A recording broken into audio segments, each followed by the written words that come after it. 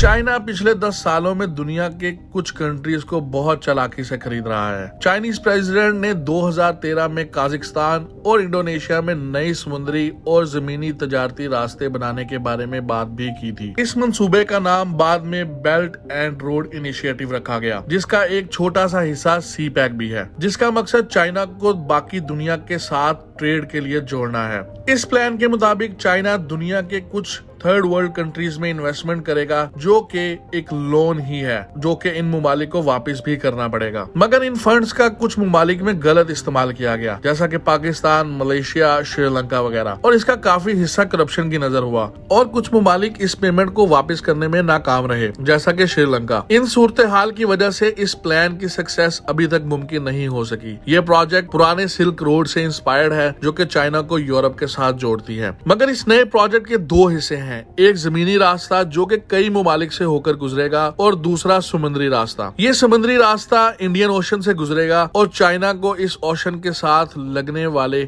ममालिक तक बेहतर एक्सेस देगा, जो कि पहले साउथ चाइना सी में कुछ चौक पॉइंट की वजह से मुश्किल था। ये प्रोजेक्ट चाइना को यूरोप और बाकी दुनिया से 6 मुख्तलिफ कॉरिडोर की मदद से जोड़ेगा। इस पर मजीद बात करने से पहले आपसे रिक्वेस्ट है कि अगर आपने हमारा चैनल सब्सक्राइब नहीं किया तो जरूर कर लें और बेल आइकन का बटन भी दबा दें। सबसे पहला corridor Bangladesh, China, Myanmar, India corridor है। इसका मकसद चाइना और इंडिया में तजारत को मजीद बढ़ाना है, जिसके लिए बांग्लादेश और म्यांमार के जरिए इंडिया तक इंफ्रास्ट्रक्चर बनाना है। चाइना का इस कॉरिडोर का मकसद इंडिया की कुछ ईस्टर्न स्टेट्स तक एक्सेस हासिल करना है, जो कि अभी चाइना के पास नहीं है, ताकि एक्सपोर्ट्स मजीद बढ़ाई जा सके। मगर ये कॉरिडोर अभी तक फेलियर ही है, क्योंकि इंडिया इसका मुकम्मल बाइकआउट कर रहा है। दूसरा बड़ा कॉरिडोर चाइना पाकिस्तान कॉरिडोर है। इसको सी पैक भी कहते हैं। ये कॉरिडोर चाइना से ऑल द वे पाकिस्तान से होता हुआ इंडियन ओशन तक जाता है, जिससे चाइना अपने स्ट्रेट ऑफ मलाक्का वाले वीक पॉइंट को भी बाईपास कर सकता है। इससे चाइना की इंडियन ओशन तक एक्सेस काफी आसान और कम सफर में मुमकिन है, और इससे चाइना अपना तमाम ऑयल भी आसानी से ला सकता है। ये कॉरिडोर मुख्तलिफ सड़कों, रेलवेज और पाइपलाइन से मिलकर बनेगा, जो कि ग्वादर से चाइना तक जाएगा। इस अकेले कॉरिडोर की कॉस्ट ही $62 बिलियन है। तीसरा बड़ा corridor China Indo China corridor है। ये corridor Thailand, Myanmar, Cambodia, Laos, Vietnam, Malaysia और सिंगापुर से मिलकर बनेगा। इन सब ममालिक की काफी ज्यादा एक्सपोर्ट्स चाइना के साथ हैं। ये कॉरिडोर चाइना के साथ काफी मददगार रहेगा, जिससे एक्सपोर्ट्स मजीद बढ़ेंगी। इसके अलावा चाइना मलेशिया में रेलवे सिस्टम भी बनाना चाहता है, ताकि कुआलालंपुर के साथ मिल सके और मलेशिया से ताल्लुकात बेहतर हों, क्योंकि स्ट्रेट ऑफ मलाक्का पर मलेशिया का काफी होल्ड भी है, जो कि चाइना के लिए एक काफी वीक पॉइंट है। इसका चौथा बड़ा corridor China Central Asia and West Asia corridor है। यह चाइना से अंकारा तक तमाम एशिया और ईरान को पास करके जाएगा। इस कॉरिडोर का मकसद चाइना को मेडिटेरेनियन सी के साथ जोड़ना है। ये कॉरिडोर चाइना के लिए सबसे इम्पोर्टेंट कॉरिडोर है, क्योंकि इससे चाइना की यूरोप तक एक्सेस मजीद बढ़ जाएगी, जो कि पहले बॉटलनेक और स्ट्रेट ऑफ मलाक्का की वजह से काफी मुश्किल होती है। अगला बड़ा corridor new Eurasia land bridge है। ये कॉरिडोर पुरानी सिल्क रोड के रूट से ऑल द वे यूरोप तक डायरेक्ट एक्सेस हासिल करेगा, और इससे भी जरूरी है कि चाइना की एक्सेस अटलांटिक ओशन तक भी हो जाएगी,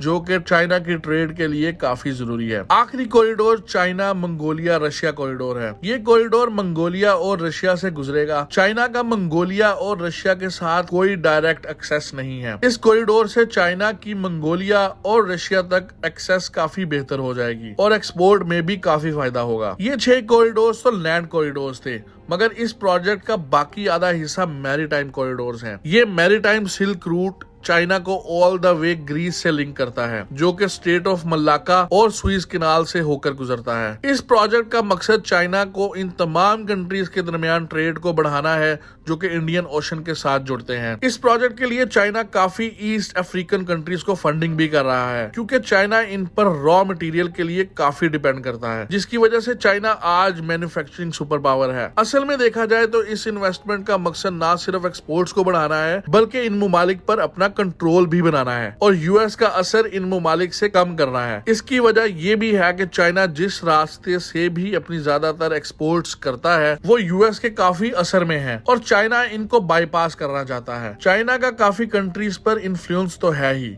मगर काफी ममालिक से जगह चाइना ने खरीद भी रखी है। चाइना तकरीबन 95 पोर्ट्स को ओन और ऑपरेट करता है। इसका मुकाबला अगर यूएस से देखें तो यूएस के पास सिर्फ 29 मिलिट्री बेसिस हैं, मगर कोई पोर्ट नहीं है, जबकि चाइना के पास जिबूटी में 1 मिलिट्री बेस और 9 पोर्ट्स हैं और काफी मजीद बना भी रहा है। चाइना की इस इन्वेस्टमेंट पर काफी एतराजात भी हैं कि चाइना कुछ थर्ड वर्ल्ड कंट्रीज को अपने डेट ट्रैप पॉलिसी में फंसा रहा है और इन पर अपना कंट्रोल चाहता है। मगर इस प्रोजेक्ट के काफी फायदे भी हैं। इससे कई गरीब ममालिक में इन्वेस्टमेंट आ रही है और इन रूट से वो अपने मुल्क की एक्सपोर्ट भी बढ़ा सकते हैं। मगर जो कुछ भी कहा जाए या किया जाए, चाइना इस प्रोजेक्ट को मुकम्मल जरूर करेगा, क्योंकि इससे चाइना का फायदा ही फायदा है। एक्सपोर्ट और एक्सेस तो बढ़ेगी ही, मगर इसके साथ ही इन ममालिक पर ना चाहते हुए भी कंट्रोल आ जाएगा। दोस्तों, आपका इस बारे में क्या ख्याल है, मुझे कमेंट्स में जरूर बताएं और वीडियो को लाइक और चैनल को सब्सक्राइब जरूर कर दीजिएगा। मिलते हैं अगली वीडियो में। बहुत शुक्रिया।